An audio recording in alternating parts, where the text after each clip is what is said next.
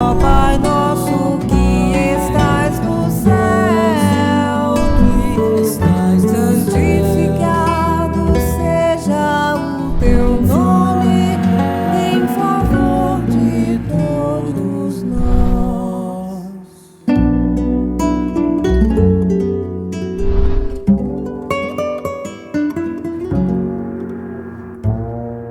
Como a senhora conheceu o Espiritismo? Eu conheci o Espiritismo assim, através de algo que começou a acontecer na minha casa. Eu morava... Conta, está? Pode contar. Eu morava numa casa sobrada e ela tinha escada de madeira. E essa escada de madeira tinha um degrau que instalava o encarnado subindo.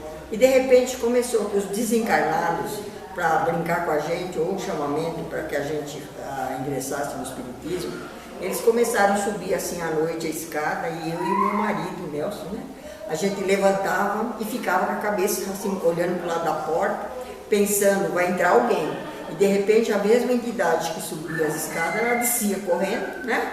Instalava o degrau outra vez, até que resolvi procurar uma casa espírita para ver o que estava acontecendo, e a partir daí, 3 meses depois que eu tinha ingressado na casa espírita, eu já estava dando comunicação, eu já estava trabalhando na casa como espírita. Comecei há 20 anos atrás, através da dor, né? Porque a maioria começa através da dor. Então, depois de uma doença bem séria, eu fiquei assim, muito tempo doente, e os médicos começaram a falar que eu estava com a minha mediunidade muito ostensiva e que isso estava me fazendo ficar doente. Então, para mim procurar o Espiritismo. E realmente foi onde eu encontrei todas as respostas de todas as minhas dúvidas. No meu caso, eu tenho contato há mais de 30 anos. Fiz curso de médiums nos meus 18, 17 anos. Até os 33 anos eu era católico, de cantar em igreja, participar. E hoje, depois do que aconteceu ocorrido, aí a gente não teve jeito, né? A gente foi pela dor, mas eu já tive contato. Mas pela dor a gente vai, é o que empurra a gente, o Espiritismo. Eu comecei no Espiritismo com o desenvolvimento da mediunidade. Eu nem sabia o que era. Daí, de repente, um dia me deu uma vontade tremenda de escrever, de fazer uma poesia sobre amor. A hora que eu sentei na mesa da cozinha para fazer a poesia, começou um apelo das trevas. Um irmão em desequilíbrio, que pedia socorro, que pedia clemência, e descrevia um lugar horroroso de perseguição, né? E muito medo. E daí acabei me preocupando com aquilo que eu tinha escrito e procurei a minha tia, que já tinha um certo conhecimento. Ela me levou para o centro e aí que eu descobri que era mediunidade. Praticamente também foi convite de amigos.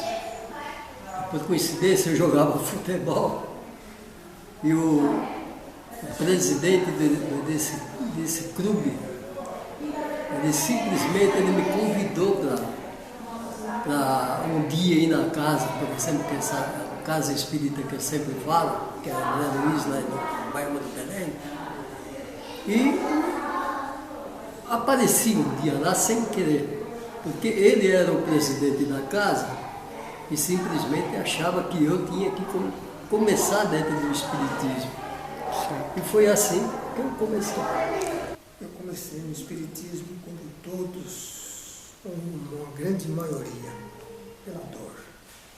A dor me chamou e, atendendo a esse chamado dessa amiga dor, irmã dor, nós chegamos até a doutrina espírita, com a graça de Deus.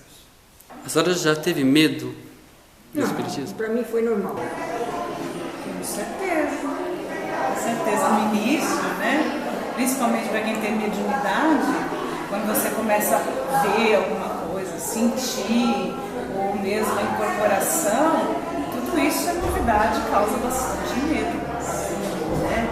Porque a gente não conhece. Tudo que é desconhecido causa medo. Eu, como não tenho essa mediunidade extensiva, eu nunca tive medo. Sim, muito medo, né? Porque o desconhecido sempre causa medo. A partir do momento que você conhece o que é realmente esse contato com o mundo espiritual, como funciona o mundo espiritual, aí o medo vai se desfazendo, né? Então, você ganha mais confiança. Eu já tive muito medo, sim. Graças a Deus, na casa espírita, depois do treino do espiritismo, nunca mais tive medo de nada. Essa é uma... Não. Em nenhum momento eu tive medo, porque meu lar era um lar espírita, não kardecista, né? Mas era um lar espírita. Meus pais frequentavam o centro de Mesa Branca. E eu, desde pequeno, frequentava esse centro com eles. Mas depois de um certo tempo me afastei, e aí a dor me chamou de volta.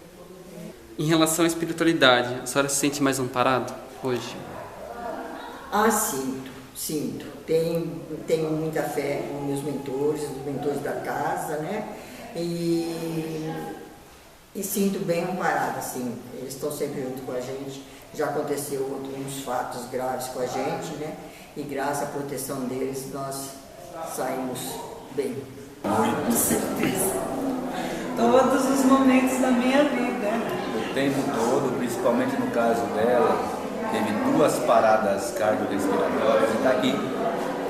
Então, esse amparo ela sentiu, inclusive, na UTI. Pude ver, pude presenciar esse amparo. Com certeza, né? Depois que você conhece essa doutrina maravilhosa, você percebe muito mais esse amparo divino, não só de Deus, de Jesus, mas da espiritualidade em geral, dos mentores, dos anjos guardiões. Em momentos difíceis da minha vida, eles me trouxeram a resposta. Graças a Deus, sim mesmo. Muito. Podemos dizer que o tempo todo a espiritualidade está nos amparando, né? Porque é como Jesus disse, né? Todo aquele que caminha no bem está sempre amparado. Hoje, o espiritismo mudou algo em sua vida? Ah, mudou bastante. Bastante mesmo. Hoje eu consigo entender um pouquinho melhor as pessoas, né? Não somos perfeitos, porque ninguém é santo aqui. Por enquanto ninguém veio para ser santo, né? Mas a gente está procurando nos melhorar cada vez mais.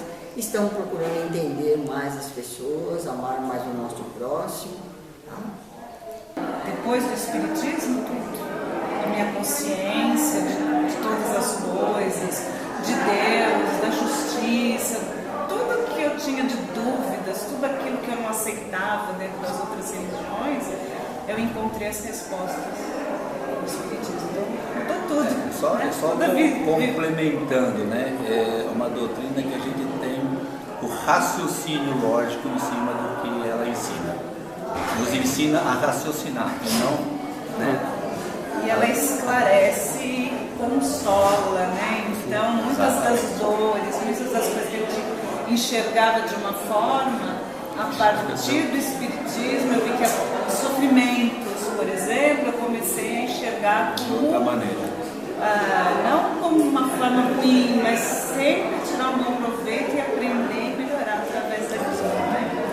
Com certeza, né? Eu posso dizer que o espiritismo ele é um divisor de águas na vida de qualquer pessoa, né? Quando você realmente vivencia o espiritismo, conhece o espiritismo, não dá para ser mais igual, né? Então você muda o seu jeito de pensar, você muda o seu comportamento com as outras pessoas, você vê a vida de uma forma diferente, né? As dificuldades têm agora uma nova conotação.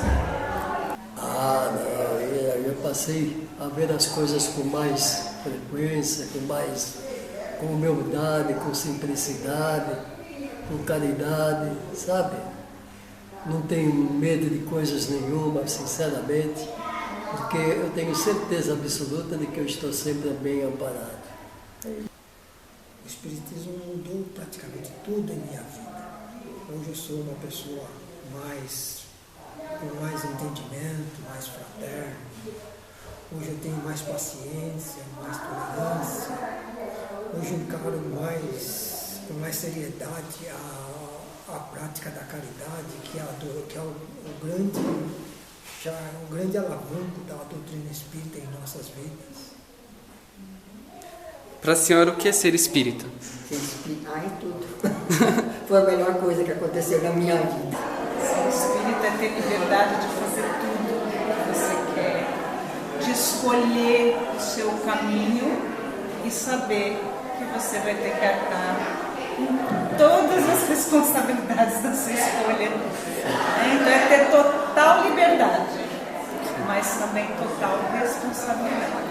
Principalmente a responsabilidade, é viver com a responsabilidade, sabendo que ao desencarnar você vai levar simplesmente a sua consciência, e é aí que pega, né? Você pode fazer o que quiser, é uma doutrina que não te proíbe de absolutamente nada, mas você arca o que você plantar, e é uma maravilha, né, gente? Se você analisar, isso é muito bom. Ser espírita é mais do que frequentar um centro, é mais do que ser trabalhador, é como o próprio Evangelho fala, ser um homem de bem, né? Sei que ainda é distante, né, viver essa espiritualidade na plenitude, mas estamos caminhando, é um processo longo, lento, mas Deus é tão maravilhoso que nos dá várias encarnações para que possamos alcançar a nossa meta, que é a evolução espiritual. Olha, sinceramente é muita responsabilidade. Espírita simplesmente tem que ser humilde, sabe? Essas coisas maravilhosas que a gente vê, chama-se humildade, simplicidade e caridade. Sem isso, eu acho que não existe espírita. Essa é a verdade. Ser espírita é viver os postulados dessa doutrina santa e bendita, os postulados de Allan Kardec. Ser espírita é estar praticando sempre a sua reforma íntima, é melhorar-se constantemente, é viver fraternalmente como irmãos. Isso é que a doutrina espírita nos ensina, nos incentiva, nos orienta. Então, eu só queria acrescentar aí para as pessoas não terem medo do espiritismo, porque nós todos somos espíritas, né? Encarnados.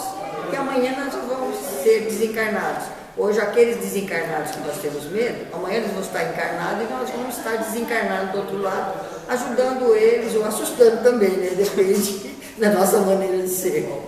Bom?